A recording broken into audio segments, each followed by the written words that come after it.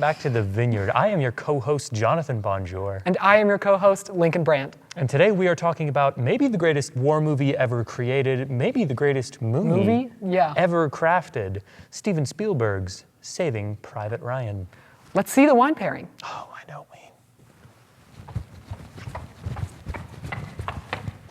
Today's wine pairing for Saving Private Ryan is brought to you by Blendings Winery. Today they went with a bourbon barrel Zin, which brings an earthiness and a humility and a classic taste to this classic movie. Thanks, Blendings.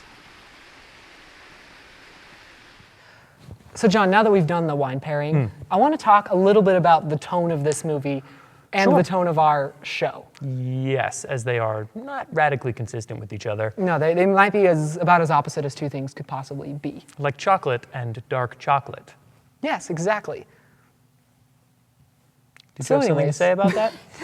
What I want to address, first of all, is that we're really not here to review beloved, emotional, sincere work masterpiece that is Saving Private Ryan. We're here to review Vin Diesel's performance and presence in Saving Private Ryan. And I agree that it's important to mention that because, quite honestly, the tone that we've crafted for the show, I feel not great about the idea of addressing the depth of film that is Saving Private Ryan. Yeah. I don't think we should be as serious about it as we are about Vin Diesel's works because it's, not on the same level. No.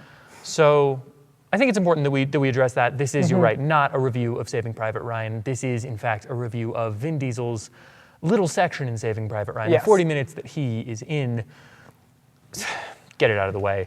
Real quick, Saving Private Ryan, obviously an incredible film, masterpiece, as you said before. This is great. Vin Diesel. In it. Also in it. Not as great. Is in it. Definitely not as great. He is in it, though. But I think what's cool is that it is very informative about kind of where Vin Diesel's career is going to go. Yes, for sure. What strikes you as not working for Vin Diesel in this movie? I think you see, he doesn't know what to do with his face. It seems like he's used to being told to strike a very particular kind of pose, and I just cannot imagine Steven Spielberg giving him that kind of direction. The direction being, look like you just hit a huge joint. Yes, that's not something that he ever is expected to do, and you see him kind of struggle against that in this movie. Yeah, you really do, and you see him, honestly, I think there's something to be said for, I get the feeling that Vin Diesel was feeling the weight of what he had to bring to this. And I think that kind of psyched him out a little bit, if I'm guessing. I don't know that for sure, but it has the vibe of somebody who's trying just one hair too much to seem like he knows how bad this is. And it feels like he's in over his head a little bit. A little bit. And I think you couldn't assemble, even in your imagination, a cast of actors with greater contrast to Vin Diesel's work and vibe and kind of persona. No, because you have starring in this movie Thomas the Hank Engine. Yeah. And you have Ted Danson. You have Paul Giamatti. You have the Rhino Paul Giamatti. Yeah. And all these people are not only, they're big name A-list actors, but they're people that are really, really artists that are really known for disappearing into their roles in a way that Vin Diesel simply is not. He is not. He does, and it's interesting, as we're talking about his career, it's interesting because he is trying to be that in this movie, and I think there's a reason that he never really tries to be that again. Again, yes. There's something very interesting about this being the film that kind of puts him on the map in terms of just general people having seen him in a thing, and also a project he will never do again, literally ever. Yeah, I can definitely having watched the movies we've seen so far for Vin Diesel, you can definitely see him kind of climbing his way up to stardom. And then I don't think there's really a greater stardom than being in a Steven Spielberg picture. I can't think of one. Much less one as ambitious and as grand in scale and spectacle as this movie is. And I think there is a sense that he realizes that this is not the world that he belongs in. And that's made pretty clear by the rest of the movies that he chooses for himself. Absolutely. Yeah, there's a reason that he goes back into, well, things like what we'll talk about soon, The Fast and the Furious. He goes back into even Boiler Room, which was before that, but things like the Boiler Room after that, I suppose. Yeah, it is after. Things like Boiler Room. He'll go on to kind of continue to do something that feels a little bit more him, a little bit more Vin. And I think there just is this strong sense that he works best in a world that he has carved out for himself. Yeah. It doesn't feel like he's comfortable in such a rich, realistic world as Saving Private Ryan. Because there is something, I think there's something notable about Vin Diesel, that he is not your average human. He's got the lats and traps. He's got the face.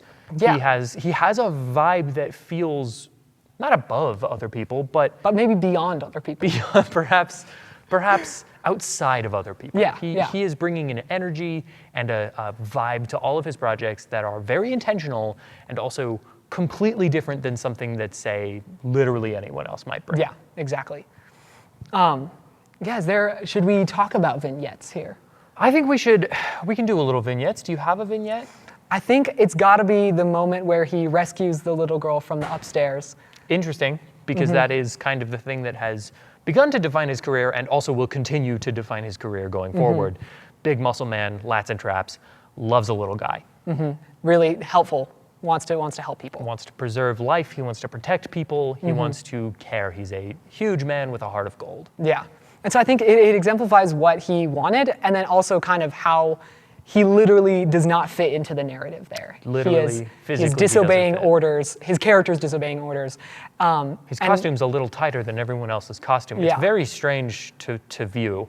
There's a reason I think that we bring this movie up to a lot of people when we're talking about the show. And the common response, at least that I've gotten, is, you're watching that for the Vin Diesel podcast. Why? Yeah. Why are you watching that for your Vin Diesel show? And it's because we all forget that Vin Diesel is in it, because he kind of isn't. No. He is also in a war movie, and his scenes have been spliced into this particular war movie. Yeah.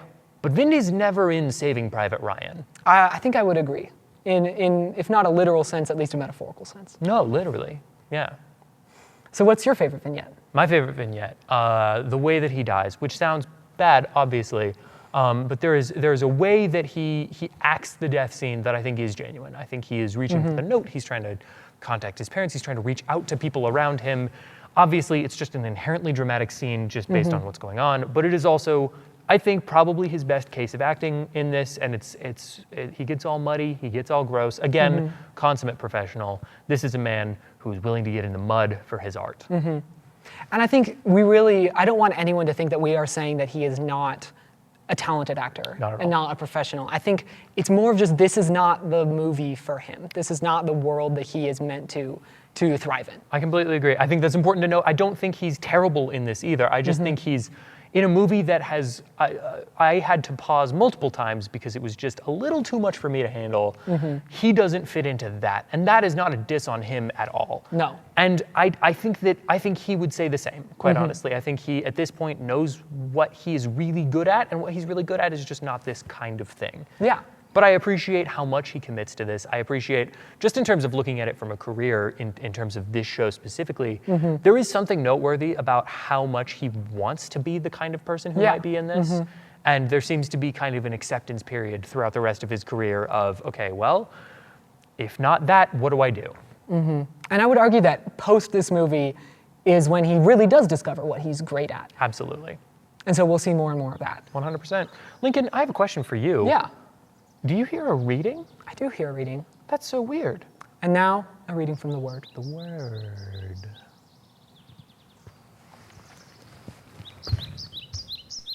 Today's reading comes from Vin Diesel, Fueled for Success, chapter 11, verse 11. Surprisingly, instead of going wild and hitting the kinds of clubs where he used to be a bouncer as a superstar patron, this former NYC wild child had suddenly found himself becoming a bit of a homebody. Quote, "I find myself less adventurous now," he told Gallery magazine. "I find myself looking for a quiet, for security. Serenity has all of a sudden become more important." That might come as a surprise to some people, but as an astrologer, Vin's mother had to know that this was a natural state of mind for her Cancer son. You may be seated. That felt a little disrespectful. I didn't feel great about it, to be entirely honest with you. I think as long as we mention. Thank you for coming back. Sorry that I did that radical kick. What did you learn about cinema from this film? What did I not learn about cinema from this film? What did you learn about cinema from Vin Diesel in this film?